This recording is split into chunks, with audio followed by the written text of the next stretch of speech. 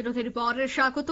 মাতাবাড়ি কল্যাণ সাগরে একটি নতুন নৌকা দেওয়া হয়েছে। নৌকা প্রদান করেছে পশ্চিম সমিতির উদ্যোগে, যা আনুষ্ঠানিকভাবে সূচনা করেন মাতাবাড়ি বিধানসভা কেন্দ্রের বিধায়ক অভিষেক দেবরায়। জানা গেছে এই নৌকা প্রদানকে কেন্দ্র করে পঞ্চায়েত সমিতির উদ্যোগে এই নৌকা প্রদানকে কেন্দ্র করে প্রত্যেকের উপস্থিতি ছিল নজর কাড়া। জানা যায় সতী পীঠ মাতা ত্রিপুরেশ্বরী মন্দিরে প্রত্যেক দিন হাজার হাজার ভক্তদের সমাগম হয় দেশ বিদেশ থেকে।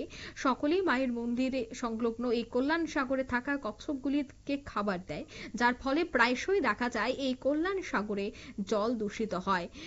এবং এই বিষয়টি সামনে আসতেই মাতাবাড়ি পঞ্চায়েত সমিতির উদ্যোগে 40,000 টাকা ব্যয় করে একটি নৌকা প্রদান করা হয়।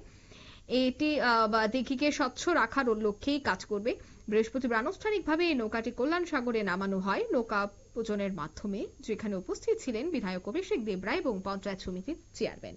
ঠিক তারা কি বলছেন শোনা। কিসের উদ্যোগে মাতাবাড়ি দিঘিতে নৌকা ছাড়া হলো?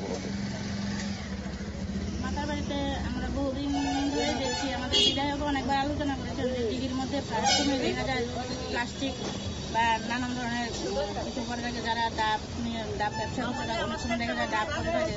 তো বিধায়ক অনেকবারই এটা নিয়ে বলেছেন যে কিভাবে দিঘিটাকে পরিষ্কার রাখা যায়।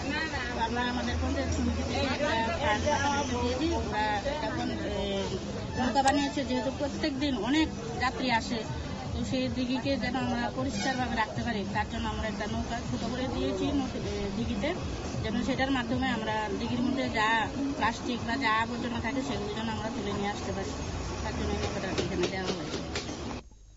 আপনারা শুনলেন তাদের বক্তব্য। স্থানীয় বিধায়কের উদ্যোগেই এই নৌকাটি দেওয়া হয়েছে।